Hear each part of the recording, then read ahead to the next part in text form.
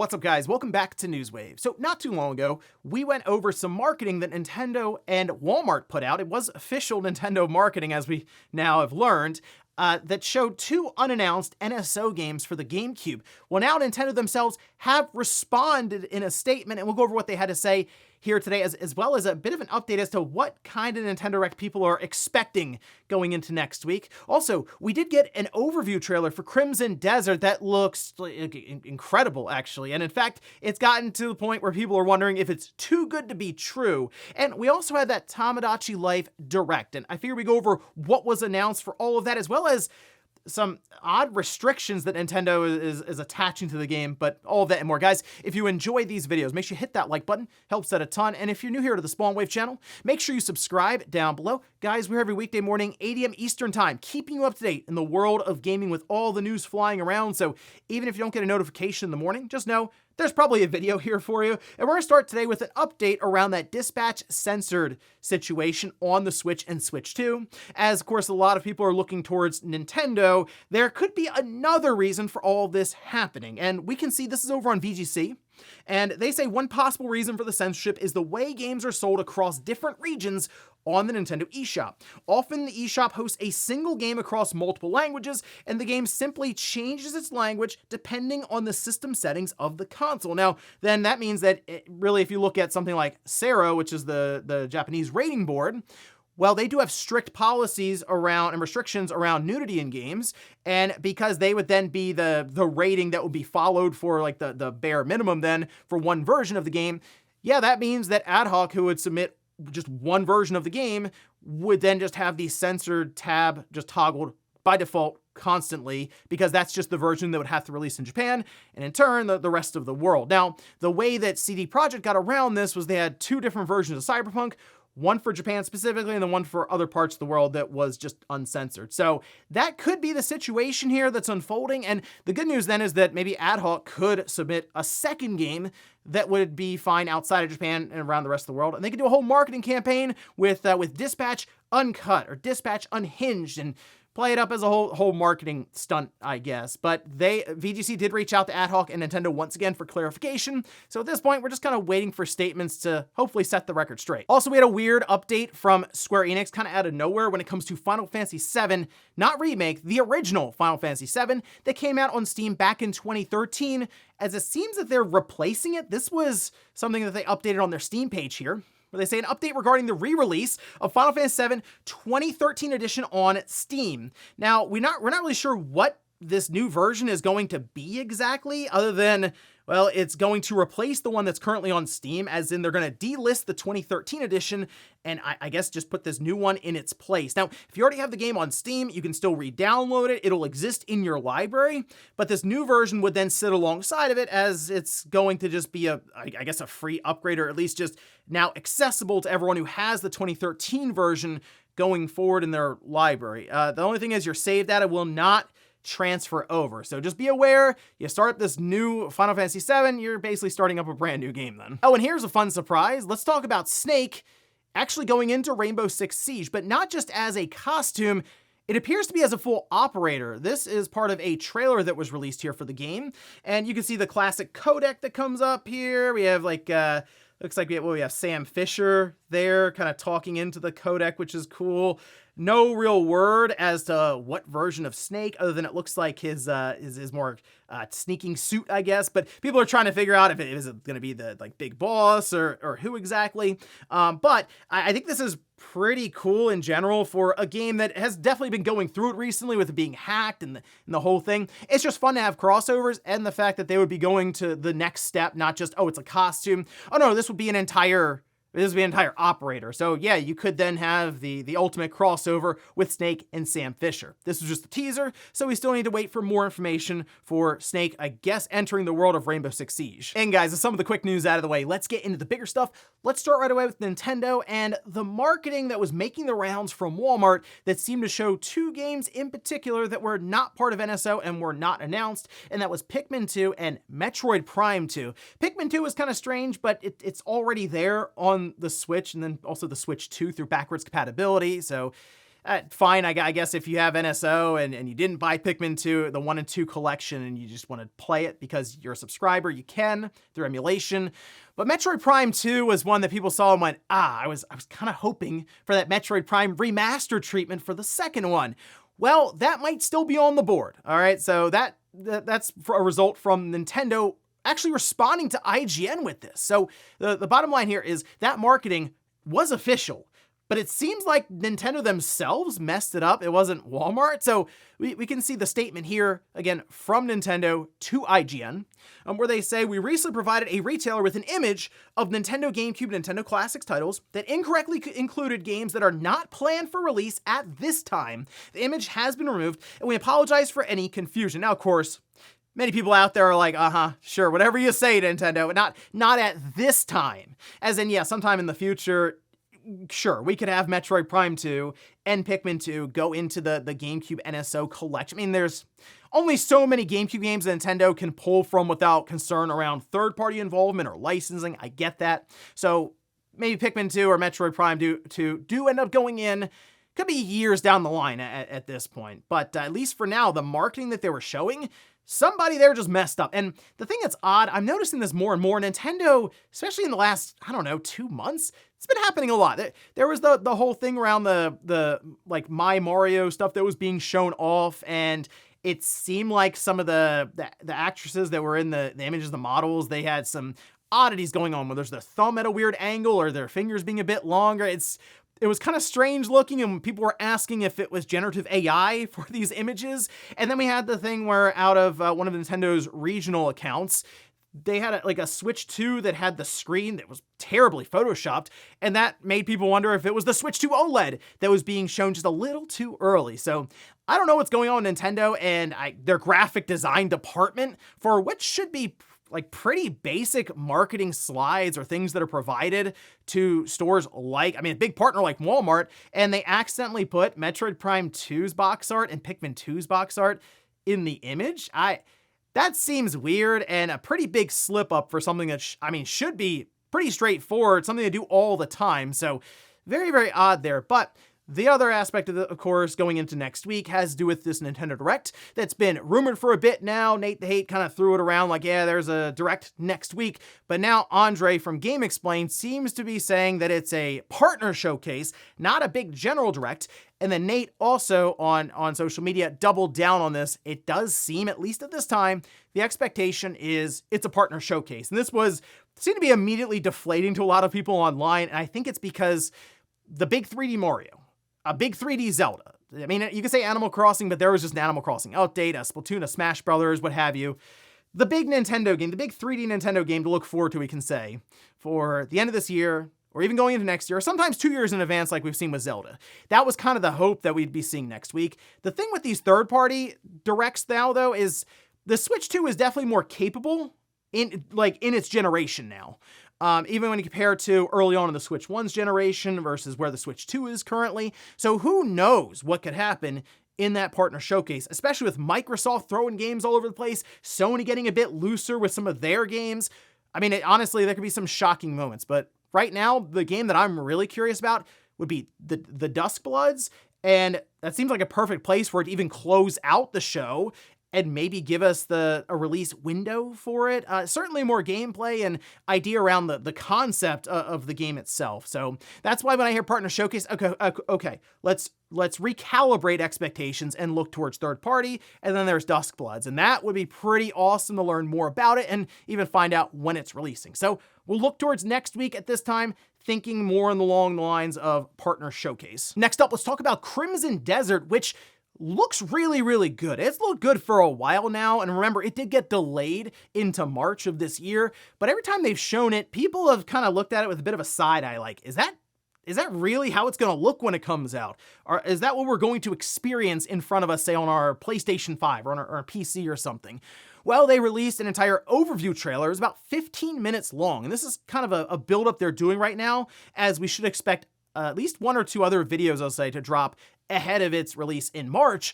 But this made the rounds online quickly because some are looking at this going, I don't even believe that this is going to release like how what I'm seeing right now. So let's start from the top, and I took some notes as I went through the presentation. Now, to start, the main protagonist that you'll be seeing here in the video, his name is Cliff, and Pywell is the seamless open world that you can explore completely. They say seamless, and it was kind of shown off as no load screens once you start the game, and it's made up of 5 different regions. And the thing I noticed as they were traveling around these different regions, there's a lot of like diverse biomes and looks to the game, even being underground in tombs versus out in like a snowy like mountain range or in deserts and stuff. It looks very, very different from moment to moment in this trailer. Okay, so Cliff is part of the Greymanes, which is it's a faction from the region of Poon, and the death of their leader sparks this conflict between all these different factions, and your job then is to reunite the Greymanes so you can keep fighting back. And with all this going on, there's this place called the Abyss, and it's this mysterious mythical realm that's fragments of the Abyss are falling all across continent. And it seems like when you find these fragments, they can power you or other people up. There's 2 other playable characters, and they'll become available as you progress through the story. They showed off combat, which looks pretty quick. I mean, it was snappy. They were stringing moves together and different abilities and spells and skills, and I mean, it does look like it flows together very, very nicely with a lot of the animations, and the world looks pretty interactive from honestly. I mean, they were destroying different rock formations and different things in the barracks were kind of flying around as they were swinging their swords, so it doesn't look to be that static of an open world. They also have several side quests and storylines away from the main quest, and a few times they went to their map and it looked quite sizable. There's a lot of stuff going on here, and the traversal looks really good. So it doesn't look like you're gonna be glued or even planted much to the ground. You have climbing, gliding, you can do double, quadruple jumps even. You have horseback riding. Then they show you a mech, which is crazy looking. There's a dragon you can fly around on. So it seems like getting around in the world is gonna be pretty easy, but also pretty fun. And okay, so they showed something that I saw and I went, hold on a minute. This looks kind of like Ultra Hand from Zelda, and there was also a lot of verticality, so I will admit I saw shades of Tears of the Kingdom at times in this game, but it looks extremely ambitious, and I think that's the part of this that's throwing people off. It's like, wow, they're really going to pull this off, and it's an engine that we really don't have much, if any, experience with. And it's coming out March 19th. Like, it's already gone gold. It seems like it's just about ready. They're talking about this thing running on consoles pretty well, like PlayStation 5 and Xbox. And they also say that it will have PS5 Pro support and enhancements, but they haven't detailed that much at all. So we still need to wait and see more there. We have to wait and see more when it comes to progression, elements of combat. So I think their marketing push right now are going to be these sorts of 10 to 15 minute overview trailers that they release maybe once every few weeks leading up to its March 19th release. But I am very interested in this game, and I have to kind of just see it in action in front of me. I mean, I believe it's real, but there are parts that, of course, they're going to show so it looks in the best light as possible, but this looks almost like the light is too good. So it's, again, I'll be checking it out March 19th when it releases, but so far what they're showing looks pretty awesome. Next up, let's talk about Tomodachi Life Living the Dream. There was an entire direct that was dedicated to this game yesterday morning, and they went over all kinds of different elements and aspects of this title, as well as giving us the release date for it. So we can see some of it here. The game is coming out April 16th, 2026. So we are indeed less than 4 months away, really like 3.5 months away from it releasing. It's coming out at the price of $59.99. Of course, works for the Switch and the Switch 2. They didn't really talk much about Switch 2 enhancements, just kept telling us, hey, it will work for the Switch 2. I'm almost wondering if this is going to be a situation where there's just a Switch 1 version, and then there's a free update for the Switch 2 that when you pop kind of like how we have free updates for Zelda Echoes of Wisdom, and the game just runs a bit better and looks a bit better. I'm kind of wondering if that's sort of the extent of this one, which would be kind of a shame because I think mouse controls would work very, very well with what they were showing here, because really it's Nintendo's take on The Sims. And I mean, there's a heavy emphasis on interactions between the different Mii characters here, and they had some humorous exchanges and stuff. And I'm not really a big Tomodachi Life person. Like, I remember when it came out on the 3DS, I saw it up on the shelves when I was stocking the shelves for new and used games, but I never really got into it. So it's also, I'm not really into The Sims either. And that's what I kind of see this as. Some were saying, oh, it's like Animal Crossing.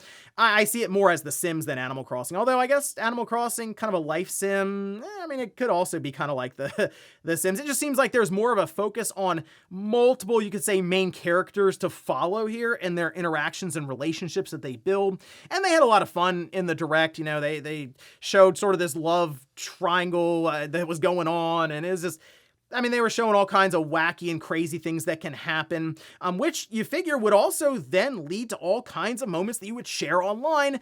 But this is a sticking point that people noticed, as Nintendo did post this over on their website with a full statement saying Nintendo is committed to creating experiences that are welcoming and enjoyable for everyone. To support this commitment, and in consideration of the unique gameplay in Tomodachi Life Living the Dream, we have decided to place restrictions on certain image sharing features.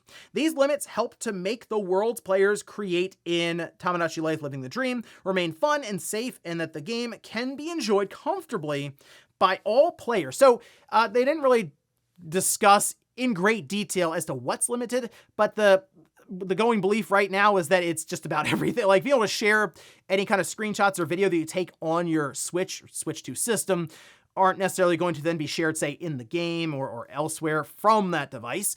And I mean, you could still capture your video and take screenshots and post it online externally, but it doesn't seem that it's something that's going to be linked up completely, maybe between different games. With Tomodachi Life, you and a friend playing online, you can't necessarily, I guess, show off images or video or stuff. And I'm sure Nintendo thinks back to a lot of social interactions that they weren't fans of back in the day on the 3DS, things like Swap Note and stuff. But I mean, you go online, you have the disclaimer that says, hey, it's kind of the Wild West for the most part, with some guardrails, just be aware of that.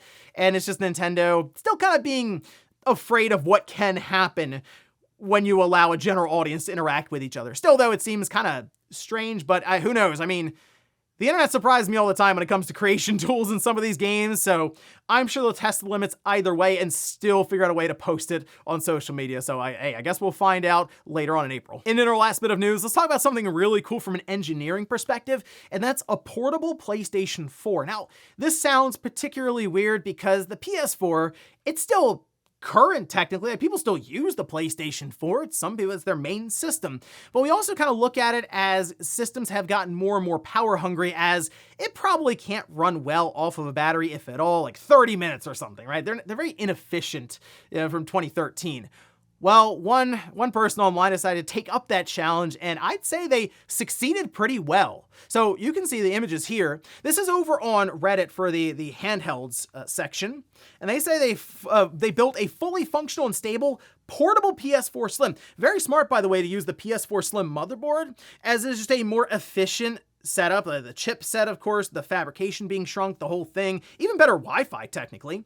But this device here, they say, gets anywhere from 2.5 to 3 hours of battery life. They've equipped it with a 7-inch OLED display at 1080p, and you don't need more than that for a PS4 Slim, so that's, again, a good idea there. They have, like, jam-packed the thing with batteries to get that battery life, because it does consume 44 watts, which is, yeah, that's something, all right. Now, I would be more concerned about thermals and heat, but they seem to say it's under control, and they do say this is a hobby project. They're not looking to sell these things, nothing like that. And I can't imagine the amount of time it took to build this thing, especially because it still has HDMI connectivity, so you can plug this up to an external display. They have 3 USB-C ports on it. This was a situation where a person said, you know what?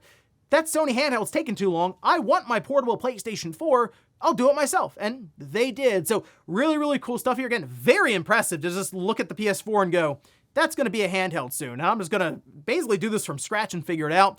It's gotten to the point where people are like criticizing the ergonomics of the device. And I'm sitting here like, how in the world could they figure all of that out from start to finish on their own? It's impressive. They said they wanted to make it as small as possible, and what you're really looking at is them cutting it close, like literally, because they cut the motherboard, I guess, cutting it close to the motherboard itself with the casing. I guess they could have made it larger and had full handles and stuff, but that's what they wanted, it to be as small as possible, and yeah, that would be more impressive anyway. If it was this massive thing, you go, yeah, but look at how ridiculously large the handheld is. This actually seems somewhat decent. So there you go, cool stuff. I'll have it linked down below in the sources if you want to get a better look at some of the images. And before we go to the comment of the day, we'll take a look at the poll that I posted up yesterday, where I ask, if you're getting Resident Evil Requiem, what system are you buying it on? Okay, the PS5 is leading the way at 44%, then PC at 25%, then the Switch 2 at 22%, and then, the poor old Xbox, 8% on that guy. I'm torn because the PS5 is where I'm going to primarily play it. I mean, I have the PS5 Pro. They've already said it's 4K, 60 FPS, ray tracing. Man, that Switch 2 version is interesting just from a technical perspective. And I mean, I'll certainly be checking out when Digital Foundry does their entire breakdown for this, the tech analysis, just to see Capcom and how RE Engine is going on the Switch 2. Because we figure, I mean, look, if that partner showcase is next week, would it shock anyone at this point if Resident Evil 2 and 3 and even 4, all that was there? Not really, because we're seeing Resident Evil Requiem. So that's the thing I'm really curious about, seeing RE Engine in full effect with a brand new title, but also some of these past ones and what they're able to get out of the Switch 2 system. So Switch 2, I'd say from more of a technical standpoint, but certainly the PS5 Pro when it comes to just the overall enjoyability of the game, seeing it, I mean, mostly maxed out from a console. If you want to go full maxed out, fire up the 5090 PC that at this point probably costs in the neighborhood of like $5 or $6 grand. And we'll finish up with the comment of the day as you're seeing here. This is from Ian, who says, saying the narrative or experience is identical is really stupid when clearly it's at least partly compromised because of this. Yeah, you know, I was seeing some of the comparisons and it's just a black bar over certain parts or certain scenes in the game.